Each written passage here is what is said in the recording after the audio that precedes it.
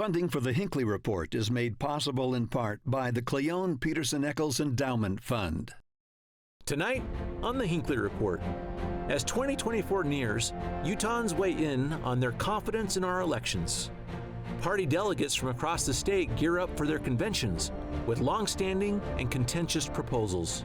And as controversial issues once again land in the Supreme Court, Utah's leaders weigh in.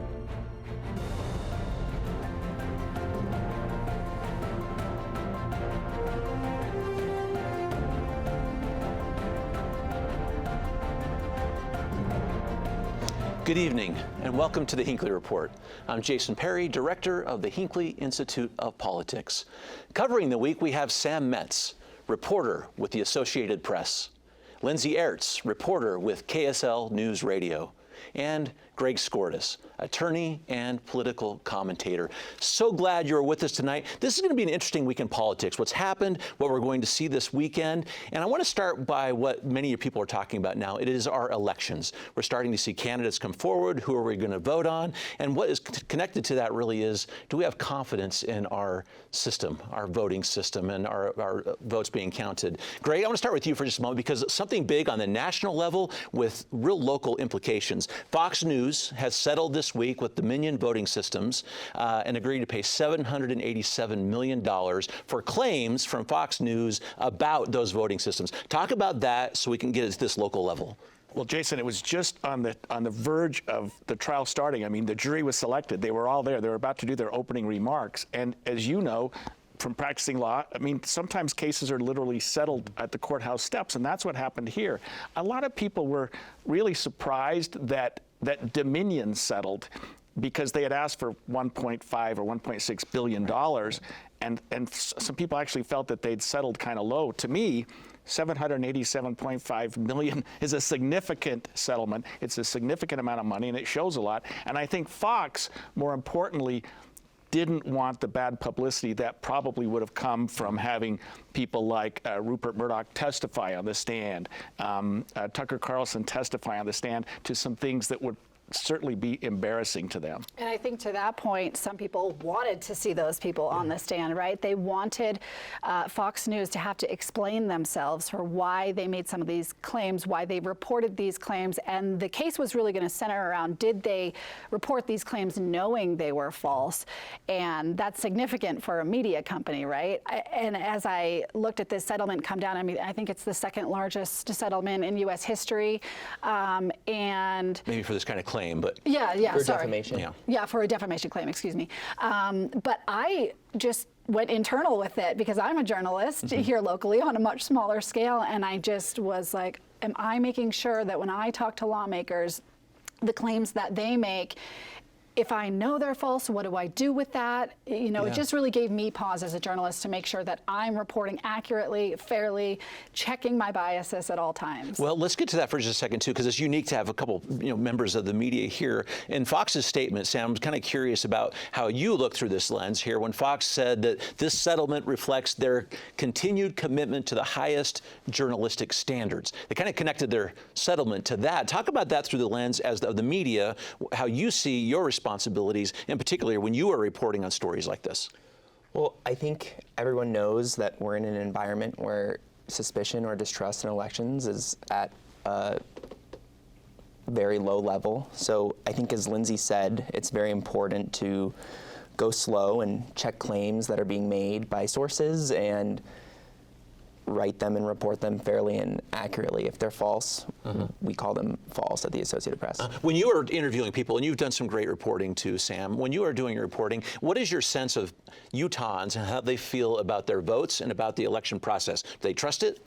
So Utah is an interesting state because it's the only red state in the country that has a universal vote-by-mail system. And counties started adopting a vote-by-mail system long before the 2020 election, when it became newly politicized in a different way.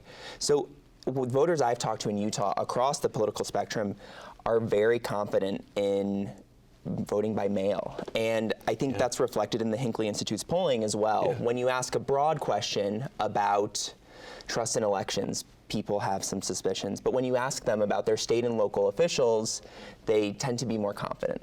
And that's there is some irony, Sam.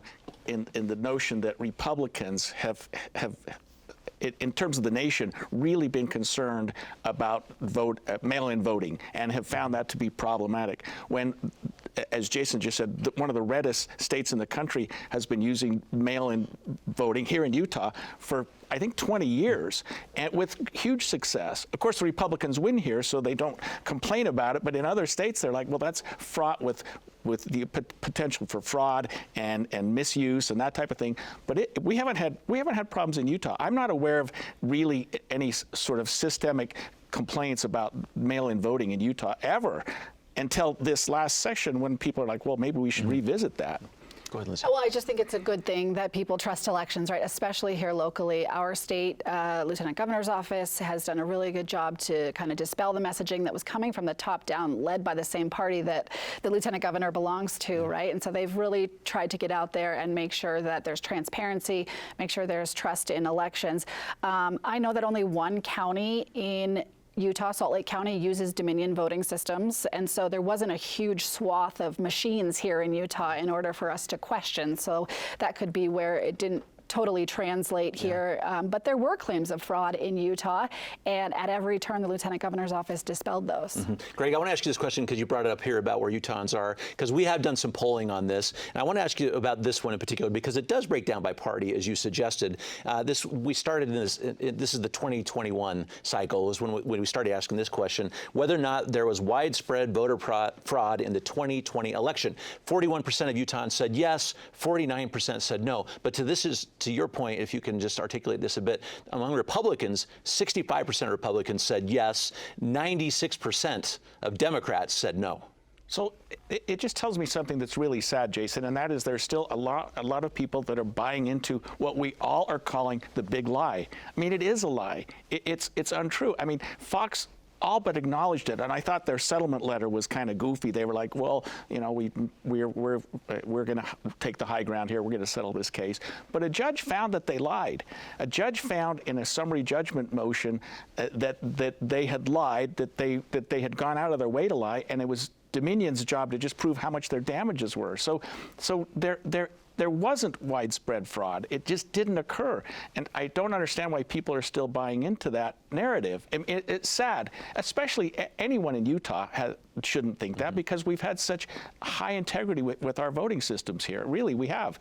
And so, I mean, even nationally, everything that was, all these lawsuits that were filed around the country to try to debunk certain states' findings were all thrown out. That almost universally, every case was tossed. Lindsay, our last thing on this, because I thought it was interesting. Sometimes you get reactions from our local elected officials, even some conservative ones. I thought it was interesting. Senator Mike McKell put out a tweet almost immediately after saying, this is 787 million reasons not to believe everything you see on Fox News. Yeah, he kind of said the quiet part out loud, didn't he, right? A lot of Republicans watch Fox News, and to Greg's point, I think their settlement letter was really interesting to say, we acknowledge the claims that the judge determined were false, right? And so the question we'll never really have an answer to, because we didn't see this thing go to trial, is did they knowingly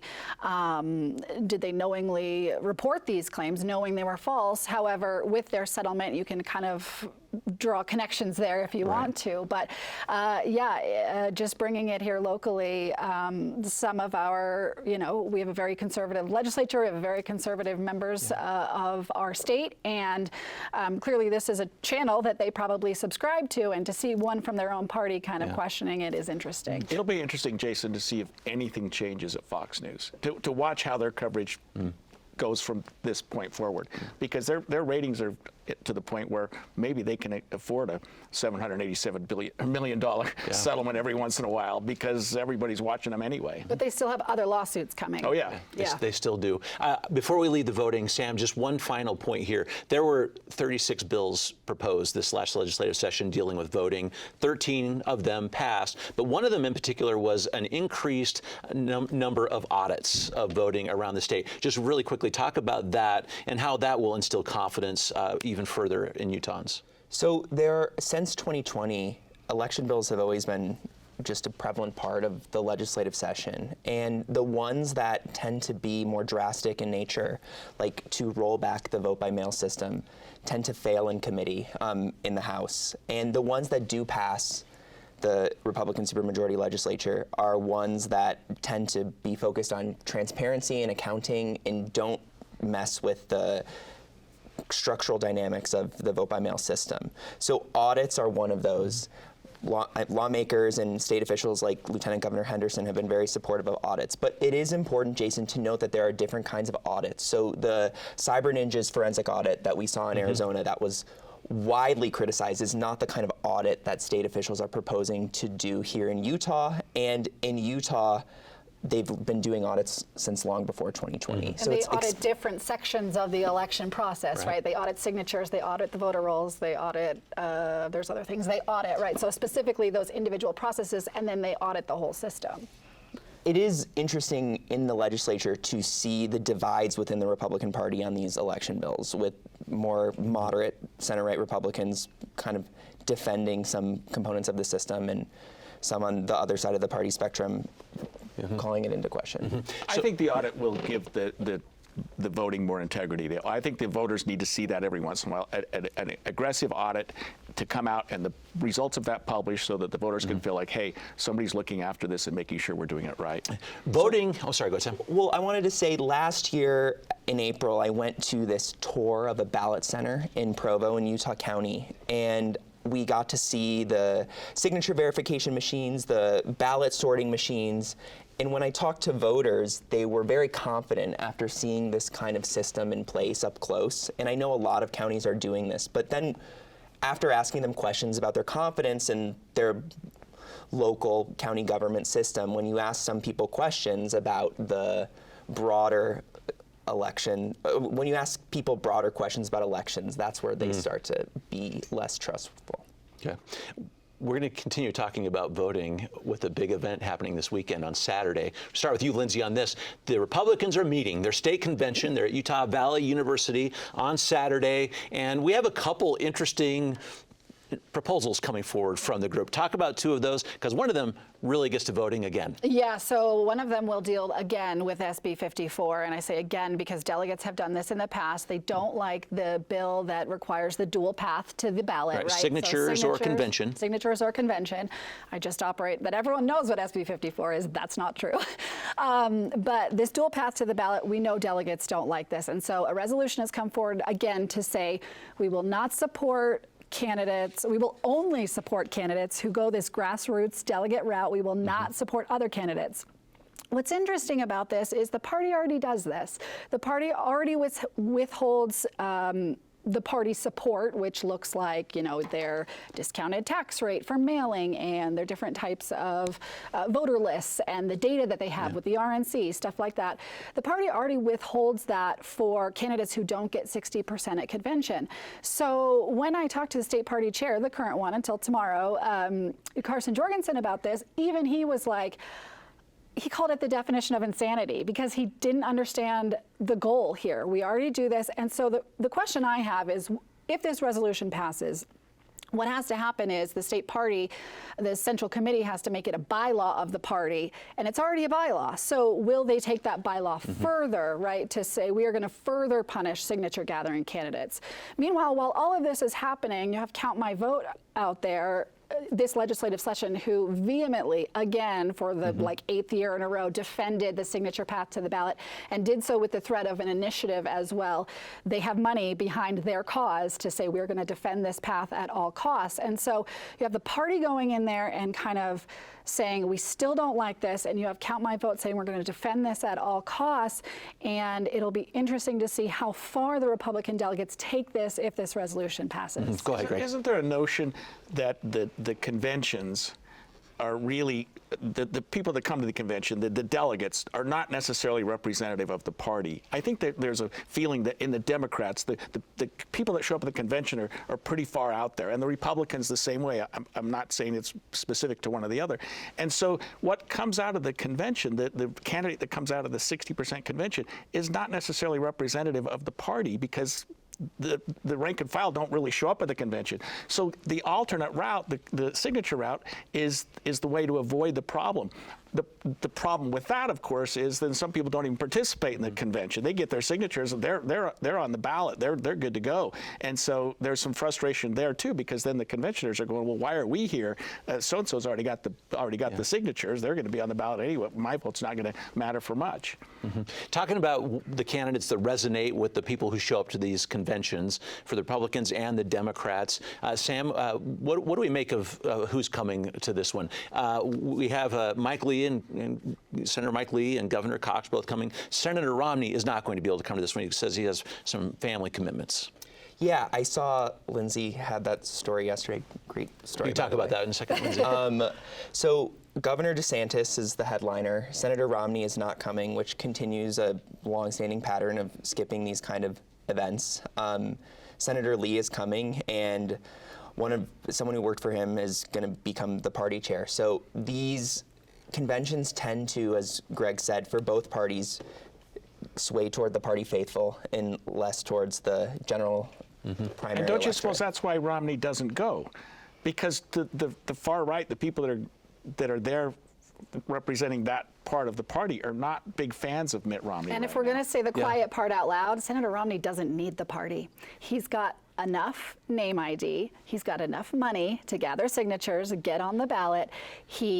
Everyone in the state knows he's a Republican, even though he pushes back on some of the more conservative, at least rhetoric of the party, right? But he still votes conservatively. So I even said that to the party chair. I said, I don't mean to be disrespectful, but Senator Romney doesn't need the party, and he agreed. But he's still got to get through the primary. Yeah, he's still got to get his name. If he's on the ballot in November, he's a shoo-in. But what about the ballot in June? And this is really a good curtain raiser for this battle of the Republican Party question facing Utah. There are candidates like Governor Spencer Cox and Senator Romney who don't necessarily perform as well at these conventions, and there are other candidates kind of who are more favored by the party activists who go to them. So we'll be able to see some of those dynamics taking shape this weekend, I hope. So Greg, can we get to these dynamics for a minute? Because it's going to be very interesting. Governor DeSantis is going to be headlining this event. He's going to be introduced by Senator Mike Lee. The convention is going to be run by Mike Lee's state director, Rob Axson. So it's going to be very interesting. Talk about that headliner as it relates to the people who are there, as it relates potentially to the rank and file voters in the state of Utah. Well, welcome to politics, Rob Axson. I mean, he's jumping in, and he wanted this position, and by all accounts, he's going to be great as party chair. But and the DeSantis thing seemed like a no-brainer. I mean, he's very popular among Utah Republicans. He's almost certainly going to be the front runner once he announces his run for the 2024 presidential election. And of course, the Republicans have said he's not here to campaign.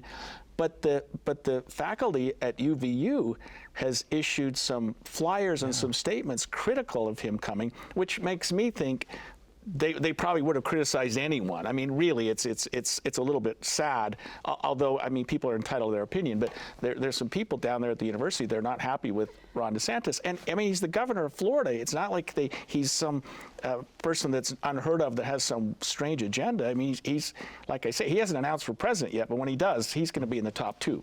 Well, I think the issue was with some of the flyers that they used swastikas on Ron DeSantis' face. Yeah, they call him fascist. Yeah, in order to promote that event, and that just rubbed some people the wrong way. I know Rob Axson also took issue with the fact that these professors weren't encouraging diversity of thought, right, and kind of chastised them for just the indoctrinating. irony that that's I think happening is at what a he said. university, right? Yeah. We're not inviting that dialogue. Yeah. It doesn't really surprise me that people on a college campus oppose a leading potential presidential primary contender for the Republican Party. I do think that it's interesting that this early on there are potential candidates like Governor DeSantis or Mike Pence, who came and spoke at UVU last year, who are coming here. This is a state where LDS voters have historically polled somewhat skeptical of Trump. So I'm wondering if some of these other candidates for 2024, or I should say potential candidates, see an opening here in Utah, which is a Super Tuesday state. Wait, not in Utah. I mean, after the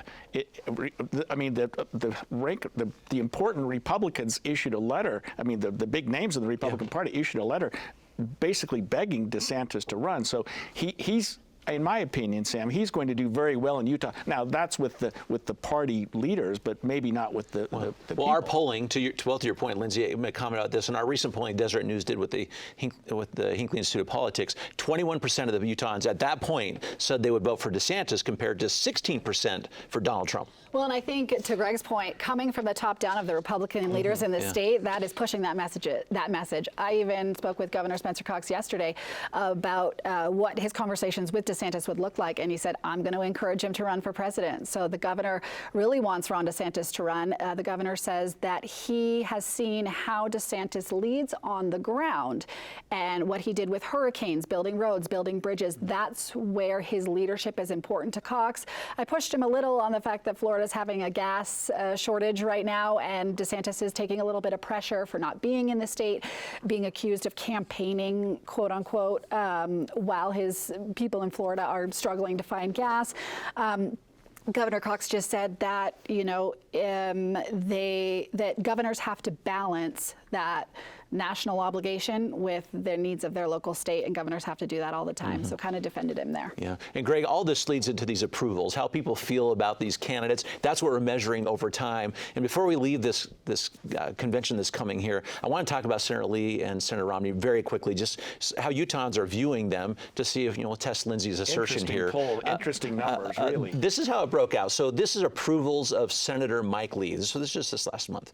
47% approval of Mike Lee from Utahns, 44% disapproval. Let me just break that down for your question. That's 67% approval from Republicans, 93% disapproval from Democrats. I want to give you those numbers just to compare and contrast to Senator Romney.